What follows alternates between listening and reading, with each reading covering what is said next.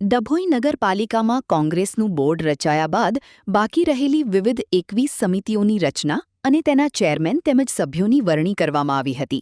નગરપાલિકાના પ્રમુખ પુષ્પાબહેન રાવળ, ઉપપ્રમુખ નૂર મોહમ્મદ મહુદાવાલા, કોંગ્રેસ અને ભાજપના નગરસેવકોની ઉપસ્થિતિમાં નગરપાલિકાના મુખ્ય અધિકારી જયકિશન તડવીની અધ્યક્ષતામાં આ પ્રક્રિયા પૂર્ણ કરવામાં આવી હતી. બેઠક દરમિયાન કારોબારી સમિતિના ચેરમેન તરીકે અફઝલ હુસૈન કાબાવાલા, ટાઉન પ્લાનિંગ સમિતિના ચેરમેન તરીકે સુનિલભાઈ વસાવા, નાણાપંચ સમિતિના ચેરમેન તરીકે શીતલબહેન પટેલ, વોટરવર્ક સમિતિના ચેરમેન તરીકે મંજૂર હુસૈન સલાટ તથા શહેરી વિકાસ સમિતિના ચેરમેન તરીકે અજયભાઈ રાઠવાની વરણી કરવામાં આવી હતી. આ ઉપરાંત અન્ય વિવિધ સમિતિઓના ચેરમેન અને સભ્યોની પણ નિયુક્તિ કરવામાં આવી હતી. સમિતિઓની રચના પૂર્ણ થતાં હવે નગરપાલિકાના વિવિધ વિકાસલક્ષી કામોને વધુ ગતિ મળશે તેવી આશા વ્યક્ત કરવામાં આવી રહી છે. શહેરમાં માળખાકીય સુવિધાઓ, શહેરી વિકાસ, પાણી પુરવઠા અને અન્ય જનહિતના કાર્યોને આગળ વધારવામાં સમિતિઓ મહત્વની ભૂમિકા ભજવશે.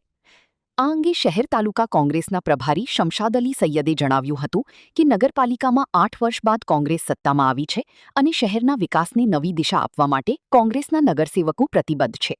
વિકાસના કાર્યોની ઝડપી બનાવવા માટે તમામ સમિતિઓ સક્રિય રીતે કામગીરી કરશે.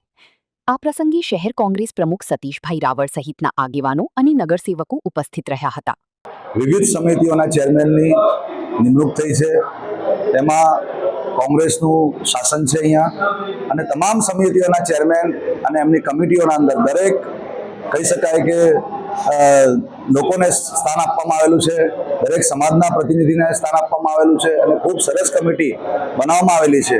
આગામી સમયના અંદર ડભોઈ નગરપાલિકાના અંદર કોંગ્રેસ પાર્ટીની સત્તામાં વિવિધ ક્ષેત્રે કહી શકાય કે વિકાસશીલ કાર્ય કરીને લોકોને એક સારું ડભોઈ, સ્વચ્છ, સારું, સુંદર ડભોઈનું આયોજન અમારું છે અને વિકાસશીલ ડભોઈ બનાવીને આગળના સમયના અંદર અમારું ધ્યેય છે કે ડભોઈ નગરપાલિકાના અંદર ખૂબ સારું કાર્ય કરીને વિધાનસભાના અંદર પણ કોંગ્રેસનું પ્રતિનિધિત્વ ચૂંટાય એ રીતે આજની કમિટી બનેલી છે.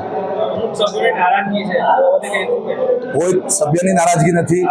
દરેકને કહી શકાય કે પ્રતિનિધિને સમાવેશ કરવામાં આવેલા છે, દરેક સમાજના પ્રતિનિધિને સમાવેશ કરવામાં આવેલા છે.